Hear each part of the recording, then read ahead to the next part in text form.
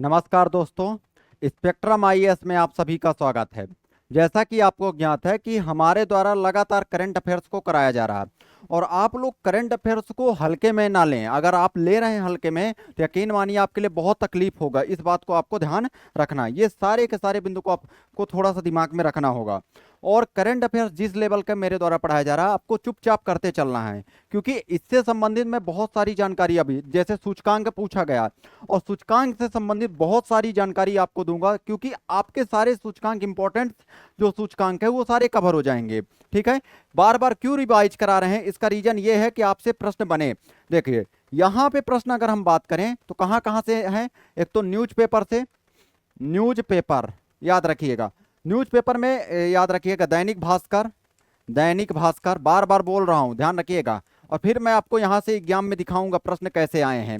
दैनिक भास्कर, दैनिक जागरण, दैनिक जागरण, यहां से पीआईबी और जनसंपर्क विभाग, जनसंपर्क विभाग, संपर्क विभाग, ये सारे के सारे टॉपिक से यहाँ पे करंट को लिया जा रहा है। तो इन बातों को आपको ध्यान रखना। तो देखो पहला प्रश्न आपके सामने है, भारत को विश्व प्रतिस्पर्धात्मक सूचकांक 2025 में कौन सा स्थान दिया गया। What is the rank given India in the world competitiveness index 2025। याद रखिएगा यह प्रश्न एग्जाम में पूछा जा सकता है। तो हमेशा प्रतिस्पर्धा में लोग एक नंबर पे रहते हैं। कैसे याद रखोगे, एक नंबर पे। तो एक जहां जहां दिखे वहीं पे लगा देना टिक। मतलब याद रखना एक कहां दिख रहा, देखो 41, देखो ऑप्शन में इसी तरह रहेगा 41, 42, 43, 44, हो सके ऐसे 41, 89 ऐसे टाइप में भी ऑप्शन दे। तो आपको ध्यान रखना है 41 नंबर में। कौन नंबर में, हमेशा लोग एक नंबर में रहना चाहते। एक डिजिट तो याद रखिए, 4 नंबर में कोई नहीं रहना चाहता, एक नंबर में रहना चाहता, 4 नंबर में कोई नहीं रहना चाहता। ये बात आपको ध्यान रखना है। ये सारे के सारे पॉइंट को आपको दिमाग में रखना है। ये सारे के सारे बिंदु को आपको दिमाग में रखना। तो 41 नंबर में भारत को विश्व प्रतिस्पर्धात्मक सूचकांक में स्थान है, ध्यान रखिएगा। आगे बात करते हैं और यहां पे अंतरराष्ट्रीय प्रबंधन विकास संस्थान की नवीन विश्व प्रतिस्पर्धात्मक रैंकिंग में स्विट्जरलैंड ने 100 अंक प्राप्त किए। याद रख, प्रतिस्पर्धात्मक सूची में सबसे आगे कौन है, स्विट्जरलैंड। ये भी आपको याद रखना। स्वीट लोग जो होते हैं, ऐसे याद रखो, स्वीट्स लोग जो होते हैं याद रखना वो प्रतिस्पर्धा में आगे रहते हैं, जिससे उसने विश्व में सबसे अधिक प्रतिस्पर्धी अर्थव्यवस्था के रूप में अपना स्थान बरकरार रखा। ठीक है, यह बात आपको ध्यान रखना। भारत 69 देशों में 41वें स्थान पर है। इंपॉर्टेंट है, ध्यान रखिएगा। कौन से नंबर पर, 41वें नंबर पर है, जो 2024 में 39वें स्थान पर के नीचे था। याद रखिएगा ये भी पॉइंट। मतलब यहां पे प्रतिस्पर्धात्मक सूची में भारत कौन से नंबर में है, याद रखना बहुत अच्छे से, 41 नंबर का है। कौन सा नंबर का, 41 नंबर में प्रतिस्पर्धात्मक। मतलब ऐसे याद रखो कि प्रतिस्पर्धा में व्यक्ति एक नंबर पे रहना चाहता है, सबसे ऊपर वाले उसमें रहना चाहता है, और 41वां नंबर है। याद रखिएगा कौन सा, 41वां। इस बात को आपको दिमाग में रखना है। ये बात अब 39, जबकि 2024 में 39वें नंबर पर था। ठीक है, स्विट्जरलैंड याद रखना पहले स्थान पर, ध्यान रखिएगा बस इतना, 100 अंकों के साथ पहले स्थान पर है। बस इतना याद रखो कि स्वीट लोग जो होते हैं वो हमेशा पहले स्थान पर प्रतिस्पर्धा में रहते हैं। तो स्विट्जरलैंड पहले स्थान पर है, ये बात आपको दिमाग में रखना है। अगर कुछ और बात करें यहाँ पे, जैसे हेनले पासपोर्ट बेहद इंपॉर्टेंट है। हेनले पासपोर्ट इंडेक्स में याद रखना 77वें नंबर पे है भारत। ये बेहद इंपॉर्टेंट प्रश्न है। तो हेनले, ले 7 बजे, कैसे याद रखोगे, हेनले, हेनले, ले 7 बजे। तो 7 बजे मतलब 77 याद रखना, 77। अब रटाऊंगा सारी चीजें, ध्यान रखना। ले 7 बजे, तो ऐसे याद रखना, हेनले पासपोर्ट इंडेक्स में 77वें स्थान पर है। इस बात को आपको ध्यान रखना। तो कौन से स्थान पर, 77 में। तो ले 7 बजे, तो ले से याद रखना हेनले, हेनले याद रखना 77वें स्थान पर। और पहले नंबर पे याद रखना टॉप पर सिंगापुर है, पहले नंबर पे टॉप पर सिंगापुर है। इस बात को भी आपको ध्यान रखना है। जेंडर गैप रिपोर्ट बहुत इंपॉर्टेंट है। देखो हमने प्रतिस्पर्धा में कितना बताया, 41 नंबर में। हेनले में कितने नंबर, 77 नंबर में मैंने बताया। जस्ट अभी आपको 77 नंबर मैंने हेनले में बताया। ये बात आपको ध्यान रखना है। ये सारे के सारे पॉइंट को आपको ध्यान रखना। तीसरी चीज यहां पे ध्यान रखना, जेंडर गैप रिपोर्ट्स। कौन सा, जेंडर गैप रिपोर्ट याद रखना। कौन सा जेंडर, तो देखो कैसे याद रखना, एक और एक के बीच 3 का गैप है, ऐसे याद रखो। ऐसे पूछे जाते, ध्यान रखना। जेंडर गैप रिपोर्ट में याद रखना 131वें नंबर पर है। तो जेंडर गैप में भारत कौन से नंबर में है, 131वें नंबर में है। प्रतिस्पर्धा में 41 नंबर में है, जबकि हेनले रिपोर्ट में 77वें नंबर के है। ये बात आपको ध्यान रखना है, ठीक है। हेनले में सिंगापुर सबसे आगे है, ध्यान रखिएगा, हेनले में सिंगापुर। और जेंडर गैप में याद रखना आइसलैंड। देखो आइसलैंड में वैसे भी जेंडर गैप देखने को मिलता है, ऐसे याद रखो। आइसलैंड में क्या जेंडर गैप देखने को मिलता है, ये बात आपको ध्यान रखना है, ठीक है। ये सारे के सारे पॉइंट आपको विशेष रूप से ध्यान देना है, ठीक है। वैश्विक शांति, शांति कब मिलेगी, जब 1 और 5 लोग मिलके आपस में समझौता करेंगे। 1 और 5 मतलब 115वें स्थान पर। वैश्विक शांति सूचकांक याद रखना, ऐसे ही याद रखना पड़े, ये पूछा जाता है। तो वैश्विक शांति सूचकांक में 115वें स्थान पर है भारत। कौन से नंबर पे है, 115वें स्थान पे है भारत। इस बात को आपको ध्यान रखना। वैश्विक शांति सूचकांक में भारत अगर देखें तो 115वें स्थान पर है, ये बात आपको ध्यान रखना है। कौन से नंबर पे, 115वें स्थान पर, ये बात आपको ध्यान रखना। तो वैश्विक शांति सूचकांक में कौन से नंबर पे है भारत, 115वें नंबर पे है, ये बात आपको विशेष रूप से ध्यान देना है। ये बात आपको विशेष रूप से ध्यान देना है। तो कौन से नंबर पे, 115वें स्थान पर वैश्विक शांति सूचकांक। सतत विकास लक्ष्य सूचकांक में 99 का सतत विकास होगा, 9 का सतत विकास होगा, ऐसे याद रखो। 9 का क्या होगा, सतत विकास होगा, इस बात को आपको ध्यान रखना। तो सतत विकास लक्ष्य में 99वें स्थान पर है, ये बात आपको ध्यान रखना। तो क्या क्या याद रखना है, प्रतिस्पर्धा में 41 नंबर का है। जेंडर गैप में याद रखना 131 नंबर में है। वैश्विक शांति सूचकांक में 115 नंबर में है, याद रखना। हेनले पासपोर्ट इंडेक्स में 77वें नंबर का है, याद रखना, ठीक है। सतत विकास लक्ष्य में 99। देखो ऊर्जा संक्रमण सूचकांक में 71, 7 और 1 आपस में मिलते हैं तो संक्रमण आ जाता है। जब 7 साथ मिलते हैं तो ऊर्जा में संक्रमण आ जाता है, ऐसे याद रखो। 77 71 में याद रखना, एक ऊर्जा संक्रमण सूचकांक याद रखना 2025 में 71वें स्थान पर है। जलवायु परिवर्तन प्रदर्शन सूचकांक में भारत 10वें नंबर पर है। 10 साल से ऐसा दिख रहा है कि जलवायु का परिवर्तन हो रहा है, ऐसे याद रखो, नहीं भूल जाओगे। 10वें याद रखना, जलवायु परिवर्तन सूचकांक में भारत कौन से नंबर में है, 10वें नंबर पे है, ये बात आपको ध्यान रखना। ये सारे के सारे पॉइंट को आपको ध्यान रखना। वर्ल्ड हैप्पीनेस इंडेक्स रैंकिंग में याद रखना 118। देखो 118 याद रखना, जब व्यक्ति 8वीं और 11वीं दोनों में पहुंचता है तो अब याद रखना हैप्पीनेस इंडेक्स में पहुंच जाता है, मतलब खुशी हो जाता है। मतलब वर्ल्ड हैप्पीनेस इंडेक्स में याद रखना 118वें नंबर पर है। कौन से नंबर पे, 118वें नंबर में वर्ल्ड हैप्पीनेस इंडेक्स में है, याद रखना। कौन है वर्ल्ड हैप्पीनेस इंडेक्स में, भारत है 118वें नंबर में, ये बात आपको ध्यान रखना है, ठीक है। वैश्विक आतंकवादी सूचकांक में 14वें नंबर में, ठीक है ना। वैश्विक आतंकवादी सूचकांक में 14 लोग मिलकर आतंकवादी गतिविधियां करते हैं, बस अन्यथा मत लेना, बस याद रखना, मतलब 14 याद रखना। 14वें नंबर पर याद रखना आतंकवादी सूचकांक में है, ठीक है। वैश्विक आतंकवादी सूचकांक। प्रेस फ्रीडम इंडेक्स में 151 याद रखना। देखो 151 तब जाके आप फ्रीडम हो जाओगे। एक के साथ एक और एक के बीच में 5 है तो क्या हो जाएगा, याद रखना। प्रेस फ्रीडम इंडेक्स में 151वें नंबर पे है। कौन से, प्रेस फ्रीडम इंडेक्स में 151। करप्शन इंडेक्स 2025 में 96 नंबर में, 96 रुपए का करप्शन हुआ है, ऐसे याद रखो। 96 रुपए का क्या हुआ है, करप्शन हुआ है, ये बात आपको ध्यान रखना है, ये बात आपको विशेष रूप से ध्यान रखना। तो कितने रुपए का करप्शन हुआ है, 96 रुपए का करप्शन हुआ है, ये आपको ध्यान रखना। तो याद रखना करप्शन इंडेक्स में 96 नंबर पे है, याद रखना, ठीक है। तो क्या क्या याद रखना, ये सारे बात को आपको ध्यान रखना। वैश्विक भूखमरी सूचकांक बहुत इंपॉर्टेंट है, 105वें नंबर पे है। मतलब याद रखना 5 साल से भूखा है व्यक्ति, 10 साल से नहीं, 5 साल से, तो 105वें नंबर पे याद रखना वैश्विक भूखमरी सूचकांक में है। तो वैश्विक भूखमरी सूचकांक में 105वें नंबर पे है भारत। कौन से नंबर पे, 105वें नंबर पे है, ये बात आपको ध्यान रखना। लॉजिस्टिक परफॉर्मेंस इंडेक्स में याद रखना 38वें नंबर पे, लॉजिस्टिक परफॉर्मेंस इंडेक्स में 38वें नंबर पे है, ये बात आपको ध्यान रखना है। तो क्या याद रखना, देखो मैं आपको सारे के सारे पॉइंट आपको यहाँ पे बताता हूँ। देखो आपको अगर पूछे कि प्रतिस्पर्धा में कौन से नंबर में है, याद रखना तो 41 में, ठीक है। हेनले में पूछे तो 77वें नंबर पे, ठीक है। वैश्विक शांति में पूछे, शांति, शांति में याद रखना 115, ठीक है।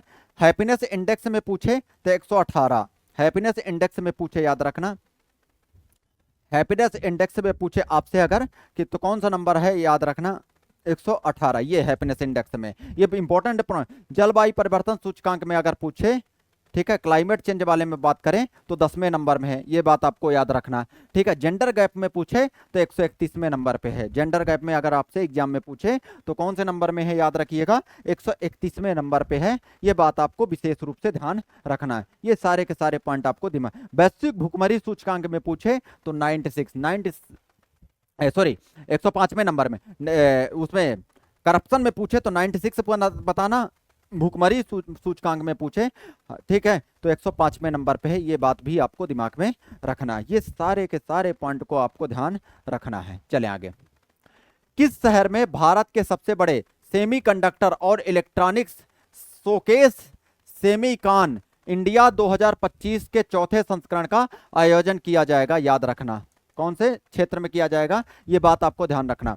तो ये आपको इंपॉर्टेंट पॉइंट है, किस शहर में, याद रखिएगा भारत के सबसे बड़े सेमीकंडक्टर और इलेक्ट्रॉनिक्स शोकेस सेमीकॉन इंडिया 2025 के चौथे संस्करण का आयोजन किया जाएगा।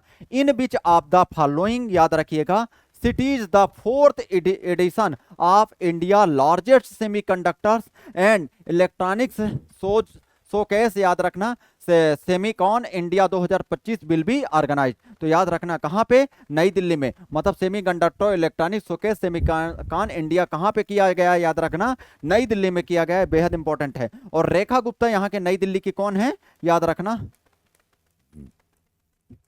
सीएम है। कौन है, याद रखना, रेखा गुप्ता कौन है, सीएम है। इस बात को भी आपको दिमाग में रखना है, ठीक है, इस पॉइंट को भी आपको ध्यान रखना है, ठीक है। चले, प्रधानमंत्री नरेंद्र मोदी ने 2 सितंबर को नई दिल्ली में सेमीकॉन इंडिया 2025 के चौथे संस्करण का उद्घाटन करेंगे। इंपॉर्टेंट है, प्रधानमंत्री नरेंद्र मोदी करें। इस 3 दिवसीय आयोजन का उद्देश्य माइक्रो इलेक्ट्रॉनिक्स और सेमीकंडक्टर मूल्य श्रृंखला में देश की बढ़ती क्षमताओं और महत्वाकांक्षाओं को प्रदर्शित करना, ठीक है। ये सारे के सारे बिंदु को आपको दिमाग में रखना, ये सारे के सारे पॉइंट को आपको विशेष रूप से ध्यान रखना। तो सेमीकंडक्टर से संबंधित ये सारी की सारी चीजें हैं, इस बात को आपको दिमाग में रखना है, इस बात को आपको दिमाग। तो प्रधानमंत्री नरेंद्र मोदी ने 2 सितंबर को नई दिल्ली में सेमीकॉन इंडिया 2025 के चौथे संस्करण का उद्घाटन करेंगे, इस बात को विशेष रूप से ध्यान रखना।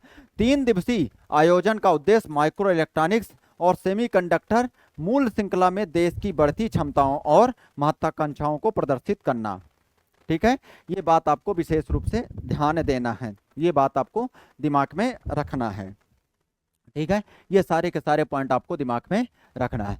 इवेंट ऑफ समिट 2025, देखो कुछ चीजें यहां पे ध्यान।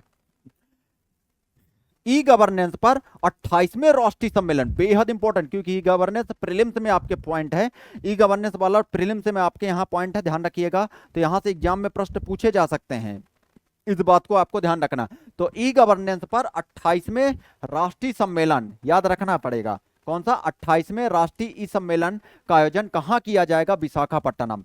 तो ई गवर्नेंस पर याद रखना राष्ट्रीय सम्मेलन कहां पे आयोजित किया जाएगा, याद रखना कहां पे किया जाएगा, ई गवर्नेंस पर राष्ट्रीय सम्मेलन, याद रखना विशाखापट्टनम। विशाखा जो कि यहाँ कौन सा ई राष्ट्रीय मतलब ई गवर्नेंस पर राष्ट्रीय सम्मेलन का आयोजन किया। ये ई गवर्नेंस वाला टॉपिक है, याद रखिएगा, प्रीलिम्स में भी है, प्रीलिम्स में भी है और मेंस में भी है, याद रखिएगा। तो ई गवर्नेंस का राष्ट्रीय सम्मेलन कहां पे आयोजित किया गया, याद रखना विशाखापट्टनम में।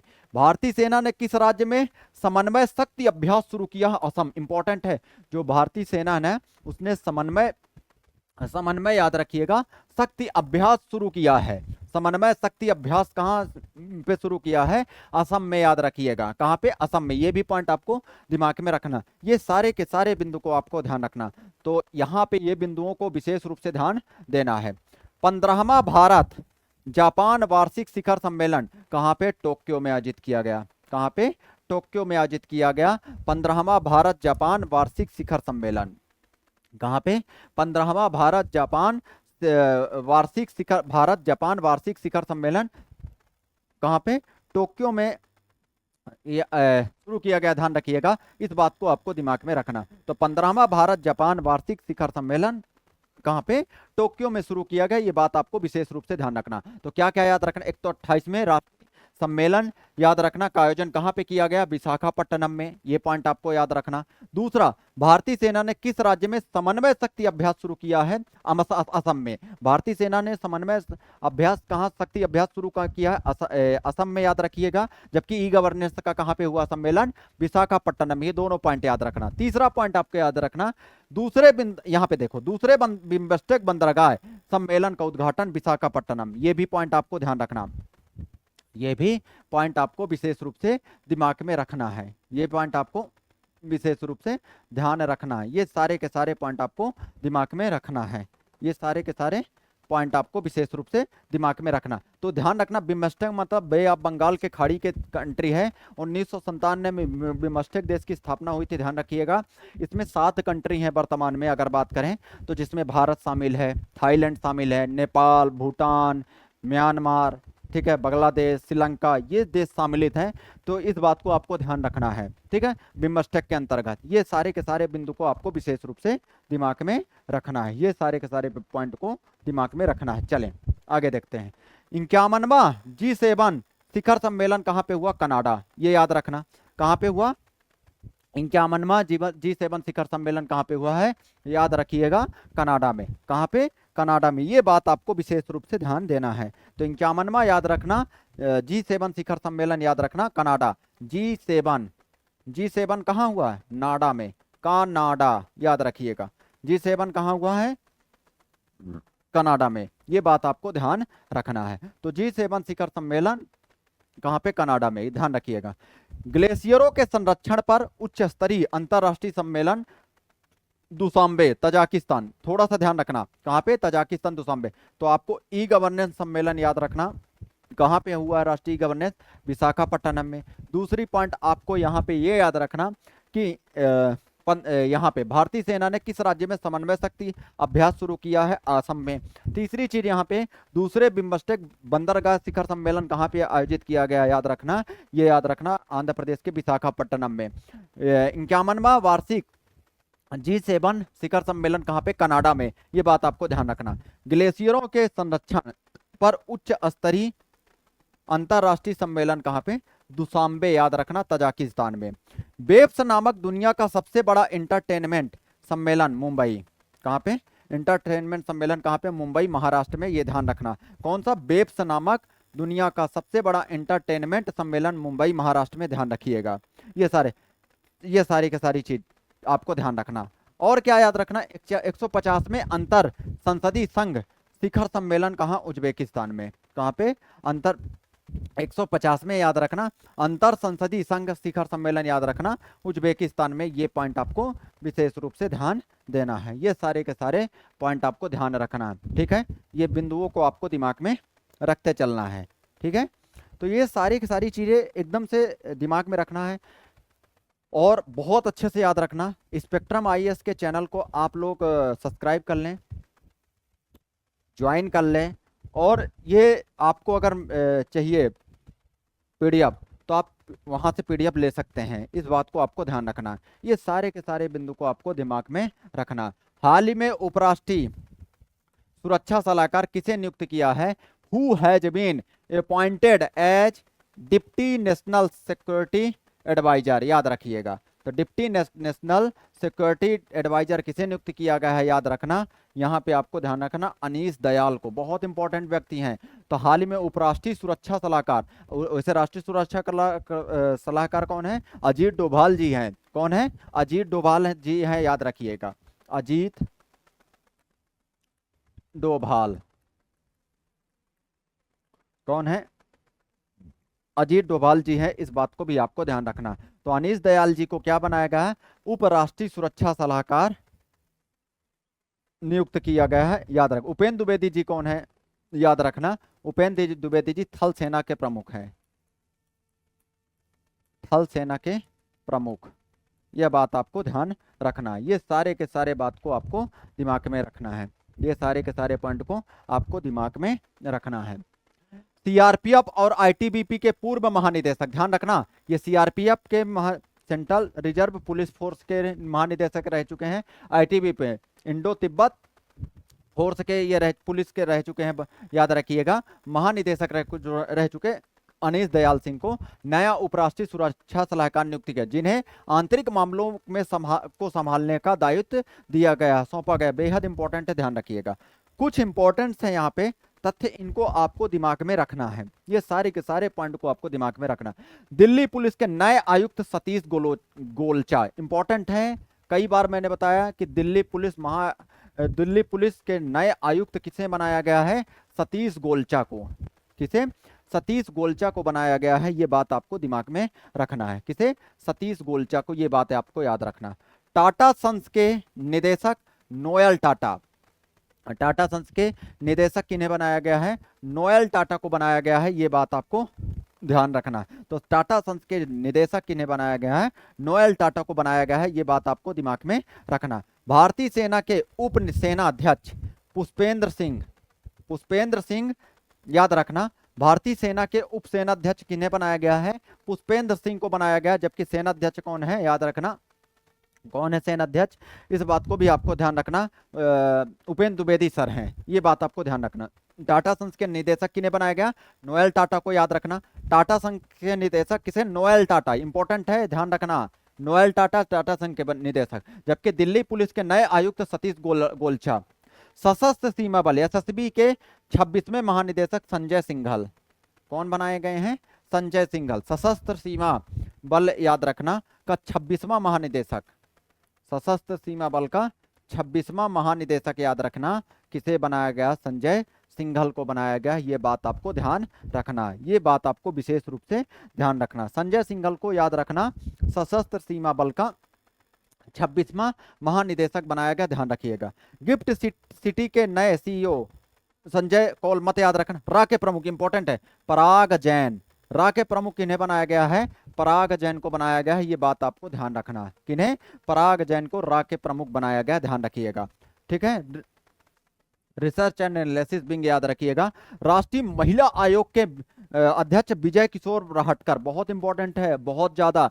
मतलब मैं आपको बताऊं तो दिल्ली पुलिस के नए आयुक्त सतीश गोलचा, मतलब दिल्ली के पुलिस के जो आयुक्त हैं उसके साथ गोल गोल बातें आप नहीं कर सकते हो, तो सतीश गोलचा याद रखना। टाटा सन्स के नोएल टाटा, नो बने हैं, कौन? नोएल टाटा टाटा संघ के बने हैं। ठीक है। सशस्त्र सीमा बल के, याद रखना, सा से सशस्त्र, सा से संजय सिंघल, सा से सशस्त्र, सा से संजय सिंघल, ऐसे याद रखो, संजय सिंघल। पराग खाने वाले व्यक्ति को रा में नहीं ले जाया जाएगा। पराग आता है ना, ऐसे पान पराग ऐसे कुछ है, बस अन्यथा मत लेना, याद करना है। रा में नहीं ले जाएंगे, याद रखना। रा के प्रमुख पराग जैन हैं। राष्ट्रीय महिला आयोग की कौन है? विजया किशोर रहटकर। कौन है? राष्ट्रीय महिला आयोग की कौन है? विजया किशोर रहटकर। ये बात आपको ध्यान रखना है। रेलवे बोर्ड के अध्यक्ष कौन है? सतीश कुमार।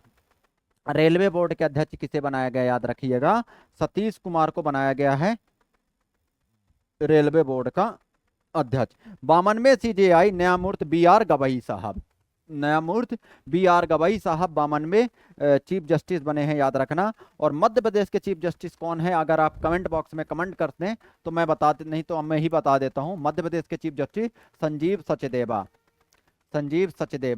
किस नंबर के हैं? याद रखिएगा, 29 नंबर के हैं, 29 नंबर के हैं संजीव सचदेवा। ये बात आपको ध्यान रखना। ये सारे के सारे पॉइंट को आपको दिमाग में रखना है। तो 52वें सीजेआई न्यायमूर्ति बीआर गवई साहब हैं, इस बात को आपको दिमाग में रखना है। ये सारे के सारे पॉइंट को आपको दिमाग में रखना है। ठीक है, चले आगे देखते हैं। चेतेश्वर पुजारा किस खेल के प्रसिद्ध खिलाड़ी हैं जिन्होंने हाल ही में संन्यास लिया? मतलब यहाँ पे Cheteshwar Pujara is a famous player which sport who has recently retired. बहुत इंपॉर्टेंट प्रश्न, आपको लगता होगा ये फेमस खिलाड़ी हैं, इस बात को आपको दिमाग में रखना। ये सारे के सारे बिंदु को आपको दिमाग में रखना। तो चेतेश्वर पुजारा, याद रखना, किस खेल से संबंधित है? अगर हम बात करें तो ये क्रिकेट से संबंधित है। बहुत अच्छे खिलाड़ी हैं, किसके? टेस्ट क्रिकेट के बेहद अच्छा परफॉर्मेंस इनका रहा, ये बात आपको ध्यान में रखना। मतलब भारतीय क्रिकेट टीम के भरोसेमंद बल्लेबाज चेतेश्वर पुजारा ने क्रिकेट के सभी प्रारूपों से संन्यास लेने का ऐलान लिया। उन्होंने 2010 में अपना अंतर्राष्ट्रीय करियर की शुरुआत किया और आखिरी टेस्ट जून 2023 में खेला। ये बात आपको थोड़ा सा ध्यान रखना है। ये सारे के सारे पॉइंट को आपको दिमाग में रखना है। ये सारे के सारे बिंदु को आपको दिमाग में रखना है। हाल ही में जारी विश्व प्रतिस्पर्धात्मक रैंकिंग 2025 में कौन सी पर, अभी जस्ट मैंने बताया था कि स्वीट लोग होते हैं। Who is on top in the recently released world competitiveness ranking 2025, याद रखना हांगकांग, सिंगापुर, स्विट्जरलैंड। तो कौन है, याद रखना स्विट्जरलैंड बेहद। और मैंने बताया था कौन से नंबर पे, 41वें नंबर पे भारत है, 41वें स्थान पर भारत है। शांति सूचकांक में भारत 115वें नंबर पे है, ये बताया था। और हैप्पीनेस इंडेक्स में 118वें नंबर पे है, ये बताया था। विश्व भूखमरी सूचकांक में 105वें नंबर पे है, ये बताए थे।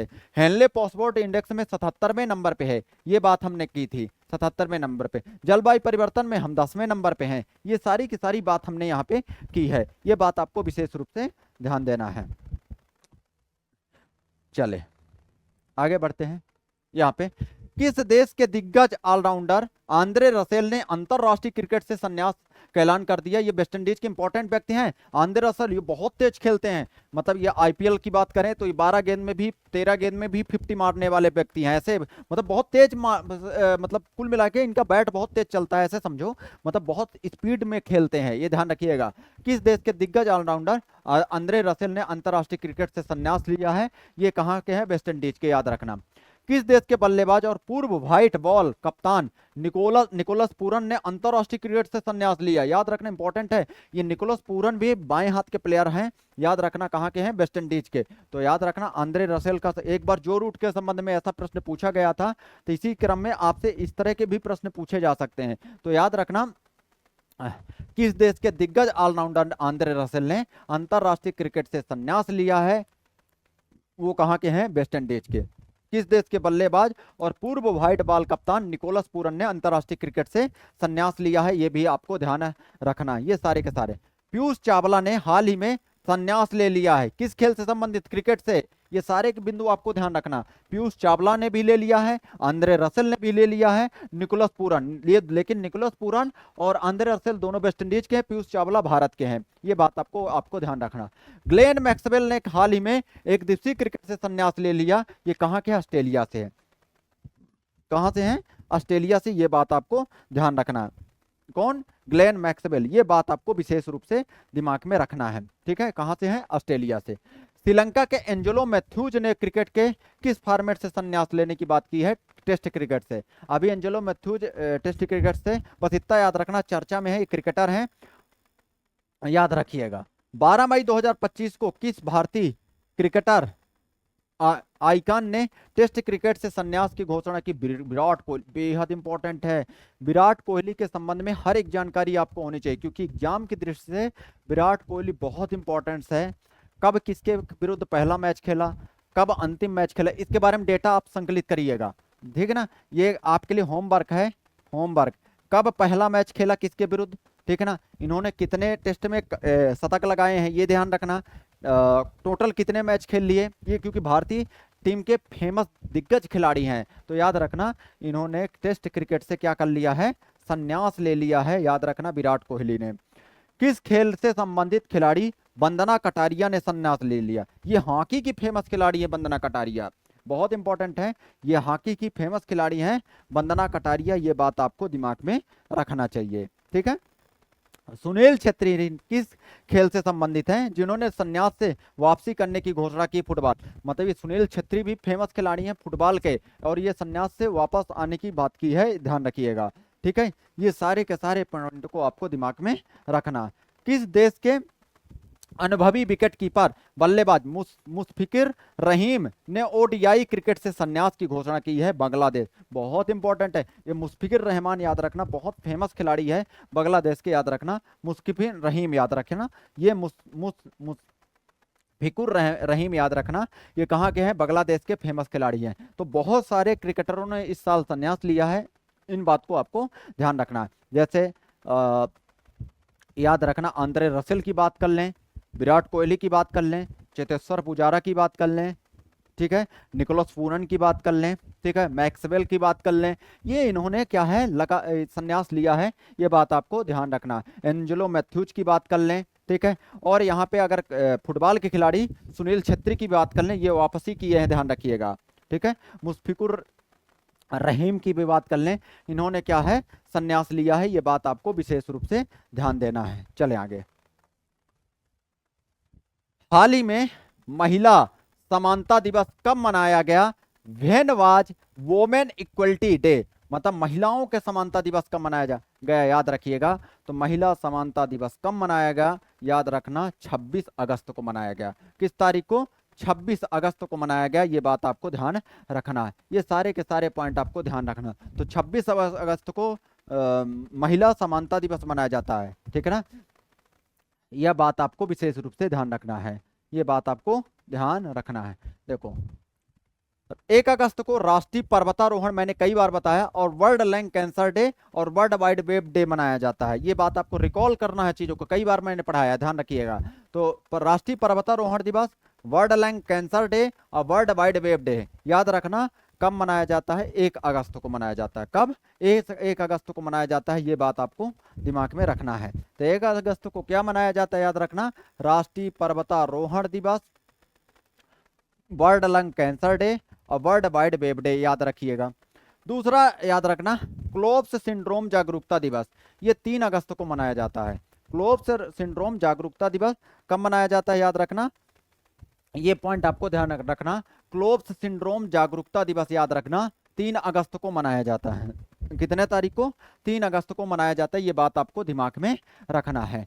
4 अगस्त को बात करें तो अमेरिकी तटरक्षक दिवस मनाया जाता है। अमेरिकी तटरक्षक दिवस कब मनाया जाता है, याद रखिएगा 4 अगस्त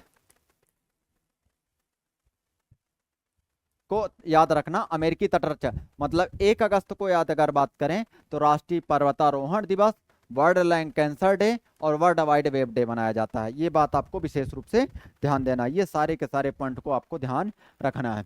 दूसरा क्लोव्स सिंड्रोम जागरूकता दिवस की बात करें तो 3 अगस्त को मनाया जाता है। क्लोव्स सिंड्रोम जागरूकता दिवस की बात करें तो 3 अगस्त को मनाया जाता है, ठीक है। राष्ट्रीय हथकरघा दिवस, राष्ट्रीय भाला फेंक दिवस याद रखना 7 अगस्त को। राष्ट्रीय हथकरघा दिवस और राष्ट्रीय भाला फेंक दिवस याद रखिएगा 7 अगस्त को मनाया जाता है। मैंने कई बार बताया जेवेलियन थ्रो दिवस भी मनाया जाता है, क्योंकि टोक्यो ओलंपिक में याद रखना नीरज चोपड़ा ने क्या प्राप्त किया था, अगर आपको याद आ रहा हो, टोक्यो ओलंपिक में गोल्ड प्राप्त किया था। ओलंपिक में गोल्ड, क्या गोल्ड, ये बात आपको ध्यान रखना है। क्या पाया था? गोल्ड प्राप्त किया था, ध्यान। 8 अगस्त को याद रखना भारत छोड़ो आंदोलन दिवस। 9 अगस्त को विश्व आदिवासी दिवस याद रखिएगा, और नागासाकी, ना से 9 अगस्त ना से नागासाकी, ना से 9 अगस्त ना से नागा, विश्व आदिवासी दिवस मनाया जाता है, याद रखिएगा।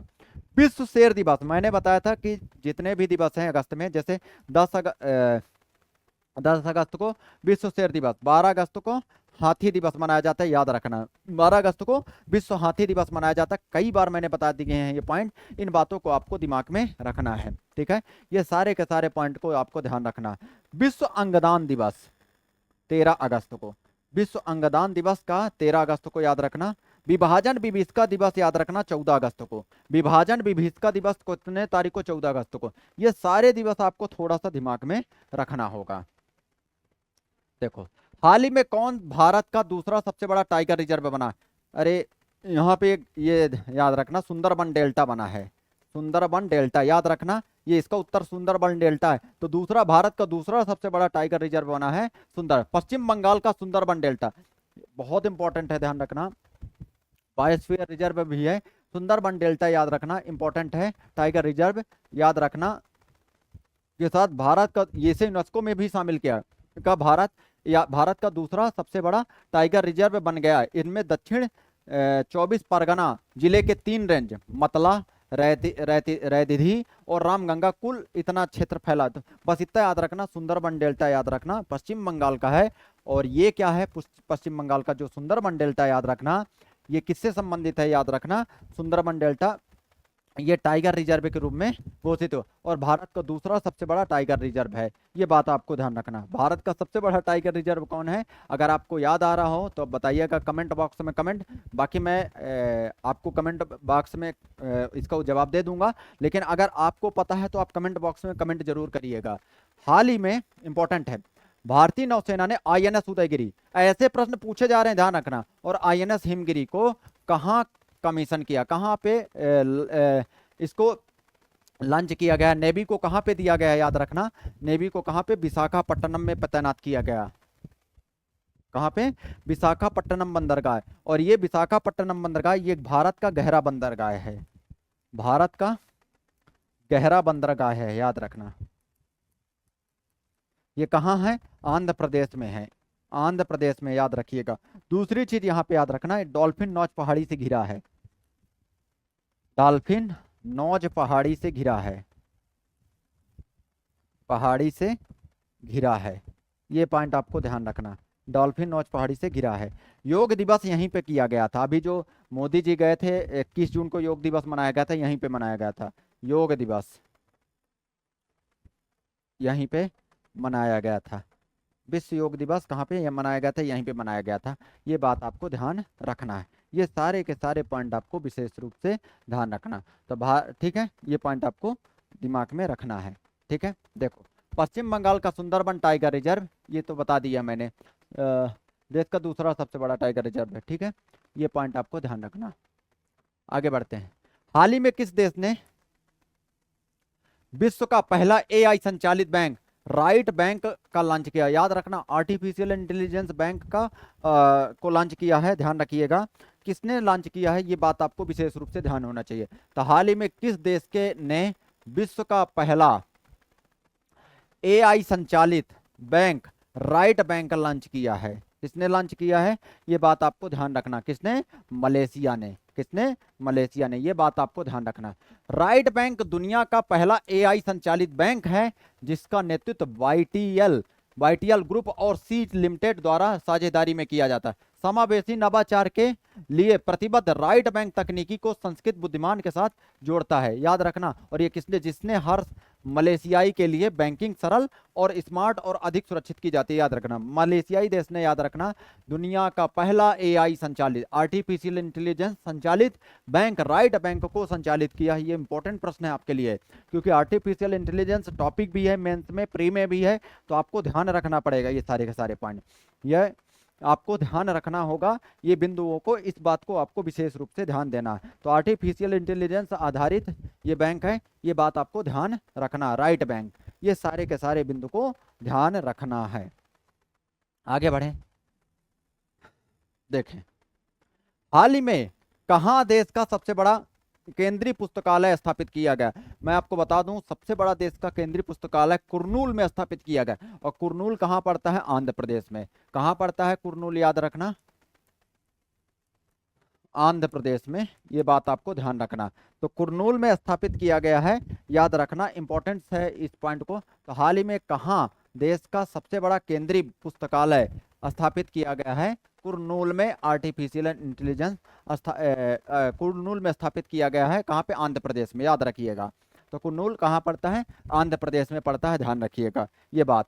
देखो यहाँ पे सारी की सारी, मास्टर कार्ड ने पर्यटन को बढ़ावा देने के लिए आंध्र प्रदेश सरकार के साथ समझौता, कल भी बताया था ये पॉइंट आपको। तो मास्टर कार्ड ने आंध्र प्रदेश के साथ समझौता किया है पर्यटन को बढ़ावा देने, क्योंकि पर्यटन क्षेत्र बहुत सारे हैं वहाँ पे आंध्र प्रदेश में, उस वहाँ पे मास्टर कार्ड के माध्यम से लगातार विकसित किया जाएगा, ये पॉइंट आपको ध्यान रखना।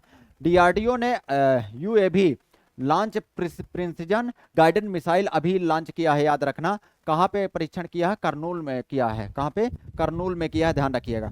भारत का पहला एआई प्लस कैंपस अमरावती में स्थापित किया, इंपॉर्टेंट है, भारत का पहला आर्टिफिशियल इंटेलिजेंस कैंपस पूछा जा सकता है। भारत का पहला आर्टिफिशियल इंटेलिजेंस कैंपस कहाँ पे स्थापित किया गया है, अमरावती में किया गया है। कहाँ पे, अमरावती में, ये पॉइंट आपको ध्यान रखना है। कहाँ पे, अमरावती में स्थापित किया गया है भारत का पहला आर्टिफिशियल इंटेलिजेंस कैंपस, कहाँ पे, अमरावती में स्थापित किया गया है। आंध्र प्रदेश सरकार ने विद्या शक्ति पहल शुरू की है, ठीक है। लेकिन समन्वय शक्ति योजना किसने शुरू की है? असम ने। आंध्र प्रदेश सरकार ने विद्या शक्ति पहल शुरू तो आर्टिफिशियल इंटेलिजेंस कैंपस कहाँ पे शुरू किया गया है? अमरावती में। ये बात आपको ध्यान रखना। मास्टर कार्ड ने पर्यटन को बढ़ावा देने के लिए कहाँ पे काम कर रहा? यहाँ पे आंध्र प्रदेश में। ये बात आपको ध्यान रखना। आंध्र प्रदेश में शिक्षा को बढ़ावा देने के लिए सल्लिकी बंधनम योजना शुरू किया है। उतना इंपॉर्टेंट तो नहीं है, लेकिन ध्यान रखो कि सल्लिकी बंधनम योजना किसने शुरू किया है? आंध्र प्रदेश सरकार ने शुरू किया है। ये बात आपको ध्यान रखना। प्रधानमंत्री मोदी ने साइप्रस की प्रथम महिला को क्या? याद रखना, चांदी का क्लच पर्स उपहार के रूप में दिया। ये मैंने बताया था, अगर याद आ रहा हो। चांदी का क्लच उपहार स्वरूप में दिया है। ये बात आपको विशेष रूप से ध्यान देना है। ये सारे के सारे बिंदु को आपको दिमाग में रखना है। आंध्र प्रदेश सरकार द्वारा महिलाओं को फैक्ट्रियों में रात्रि में पाली में काम करने की संबंधित विधेयक पारित। मतलब महिलाएं रात्रि में भी फैक्ट्रियों में काम कर सकती हैं। यहाँ के क्लच पर्स को कहाँ दिया गया है? याद रखना, साइप्रस में दिया गया है मोदी जी द्वारा। ये बात आपको ध्यान रखना, ठीक है।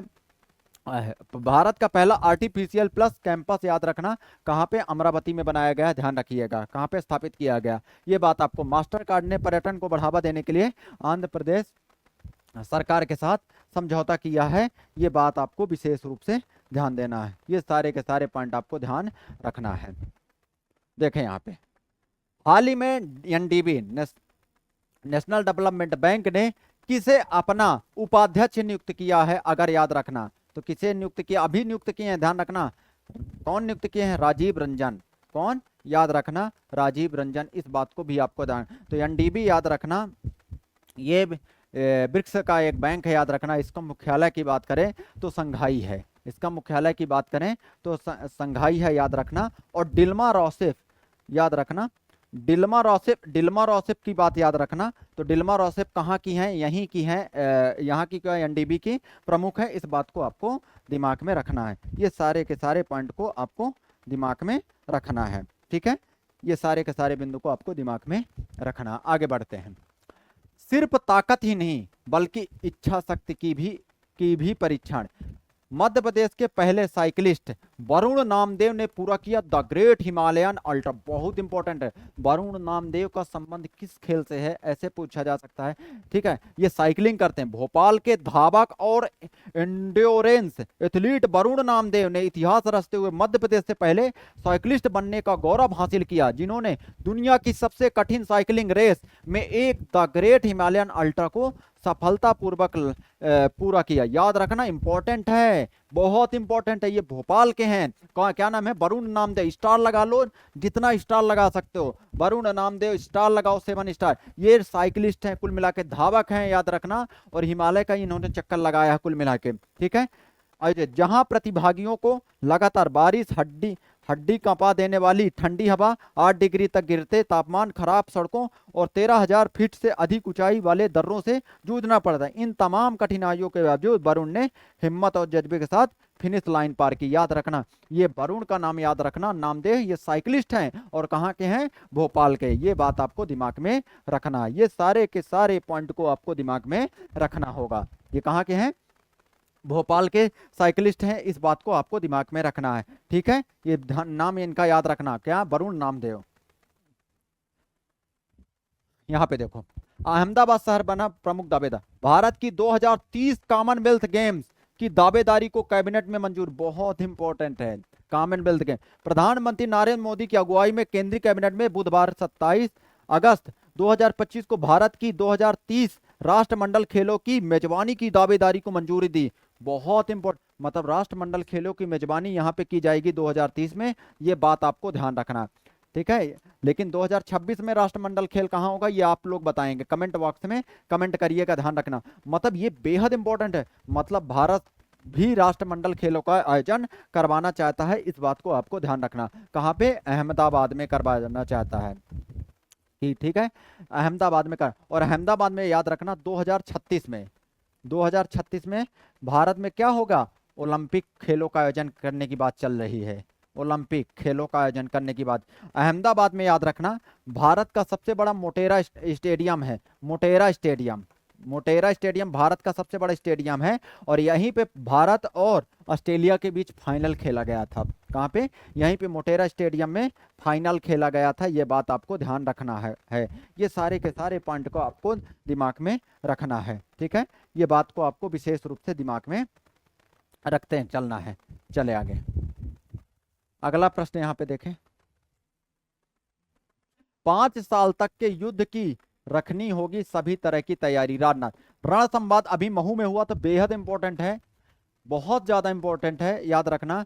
रण संवाद अभी महू में हुआ था। देखो, रण संवाद में मल्टी डोमेन ऑपरेशंस के लिए संयुक्त सिद्धांत रोड मैप जारी करते रक्षा मंत्री राजनाथ सिंह, साथ में सीडीएस जनरल अनिल चौहान, वायुसेना प्रमुख air chief marshal AP Singh, याद रखना। नौसेना ठीक है, नौसेना प्रमुख दिनेश त्रिपाठी, उप सेना प्रमुख जनरल पुष्पेंद्र सिंह। मतलब समझ रहे हो ना, यहाँ पे ये बहुत इंपॉर्टेंट। अभी रण संवाद हुआ है, कहाँ पे? महू में हुआ है, ठीक है। महू में क्या हुआ है? रण संवाद। इस बात को आपको ध्यान रखना, ठीक है। क्या हुआ है? महू में रण संवाद। और महू कहाँ पड़ता है? अगर हम बात करें तो महू कहाँ पड़ता है? याद रखना, इंदौर में पड़ता है। कहाँ पे? इंदौर में पड़ता है। ये बात आपको ध्यान रखना पड़ेगा, ठीक है।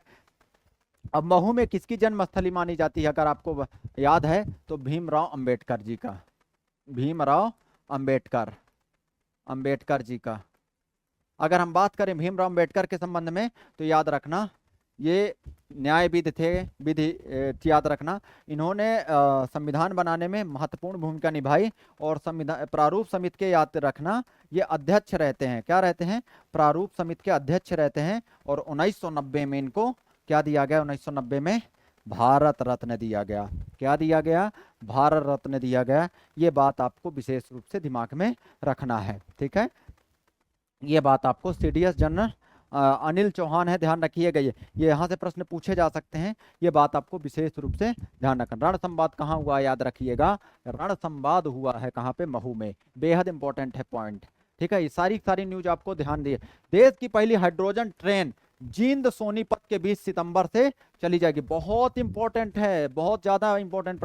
तो देश की पहली हाइड्रोजन ट्रेन जींद सोनीपत के बीच सितंबर, मतलब देश की पहली हाइड्रोजन ट्रेन जींद और सोनीपत के बीच सितंबर में रफ्तार भरती दिखाई दे सकती है, याद रखना, ठीक है। इस पॉइंट को आपको ध्यान रखना। मतलब हाइड्रोजन ट्रेन चलाने की बात चल रही है तो मुख्यमंत्री ने किया ट्रेन का वीडियो शेयर, याद रखना। और यहाँ पे हाइड्रोजन ट्रेन चलाने की बात लगातार चल रही है, ध्यान रखिएगा। ये कहाँ पे? हरियाणा में चलाई जाएगी। कहाँ पे? हरियाणा। मतलब जर्मनी, फ्रांस, स्वीडन, चीन के बाद भारत अपनाएगा यह तकनीक, ठीक है। इस चीज को, और इस चेन्नई स्थित इंटीग्रल कोच फैक्ट्री में ट्रेन के 8 कोच तैयार कर लिए गए हैं। परीक्षण के बाद इनके रंग रोगन का काम भी पूरा हो चुका। हाइड्रोजन इंजन लगने के बाद चेन्नई से पूरी ट्रेन को जल्द जींद के लिए रवाना कर दिया जाएगा। जर्मनी, फ्रांस, स्विट्जरलैंड और चीन के बाद भारत इस तकनीक को अपनाने वाला देश बनने जा रहा है, याद रखना। इसके लिए जींद में आधुनिक हाइड्रोजन प्लांट भी बनकर तैयार हो गया। बहुत इंपॉर्टेंट है ये टॉपिक, बहुत ज्यादा इंपॉर्टेंट है, इस बात को आपको ध्यान रखना। मुख्यमंत्री कौन है? याद रखना, नायब सिंह सैनी ने पिछले दिनों एक्स अकाउंट में हाइड्रोजन ट्रेन के परीक्षण का वीडियो शेयर किया था। उन्होंने सोशल मीडिया प्लेटफॉर्म पर लिखा कि जींद मोहाना सोनीपत ट्रेन पर जल्द ही पर्यावरण अनुकूल अत्याधुनिक तकनीक से सुसज्जित हाइड्रोजन ट्रेन शुरू की जाएगी। ये बात आपको दिमाग में रखना। ये सारे के सारे पॉइंट को आपको विशेष रूप से दिमाग में रखना होगा। ये सारे के सारे बिंदु को आपको ध्यान में रखना है, ठीक है। हाइड्रोजन आधारित ट्रेन चलाई जा रही है, ये बात आपको ध्यान। 1200 हॉर्स पावर की हाइड्रोजन ट्रेन के निर्माण में 82 करोड़ की लागत आई है, ठीक है। मतलब कुल मिला के प्रदूषण मुक्त करना है, मतलब कुल मिला के कार्बन डाइऑक्साइड में कमी लाने के लिए ये सब चीज इनके उपयोग। हाइड्रोजन ट्रेन मतलब डीजल आधारित ना होकर हाइड्रोजन आधारित ट्रेन चलाई जा रही है, याद रखना। ये बेहद इंपॉर्टेंट है, इस बात को आपको ध्यान रखना। एमपीपीएससी 2025-26 के लिए लगातार क्लासेस चल रही है, यहाँ पे आपको ध्यान रखना। ये विषय बार जीएस टॉप 50 याद रखना, 50+ टॉपिक वाइज टेस्ट, ये सारी की सारी चीजें आयोजित की जा रही है, ध्यान रखिएगा। और आप लोगों को बता दूं, लगातार 1 तारीख से क्लास आयोजित की जा रही है, ये बात आपको ध्यान रखना है। एमपीपीएससी न्यू बैच, याद रखना, बैच स्टार्टिंग सून, याद रखना। ये लगातार बैच स्टार्ट है, ध्यान रखिएगा। यहाँ पे विजिट करें 301 नंबर में, याद रखना, बेदा बिजनेस पार्क भबर कुआं में ये क्लासेस आयोजित। और यहाँ पे ये नंबर दिया है, इस नंबर पे आप संपर्क करें सभी लोग, और दिए गए नंबर पे संपर्क करके आप इनरोल करें, ठीक है ना। और आप सभी लोग टेलीग्राम चैनल को जरूर ज्वाइन कर लें और ज़्यादा से ज़्यादा लोगों तक शेयर करें ये सारी की सारी चीज़। स्पेक्ट्रम आईएएस आपके लिए लगातार काम कर रहा है और इसी तरह लगातार आपके लिए काम करता रहेगा। इसलिए आप अपने भविष्य को सुरक्षित करिए और अपने भावी अधिकारी के सपने को पूरा करें। इसलिए आप लोग इस चैनल से को सब्सक्राइब कर लें ज़्यादा से ज़्यादा और बने रहें इसी तरह। तो हम लोग मिलते हैं नेक्स्ट क्लास में। Thank you so much, have a nice day.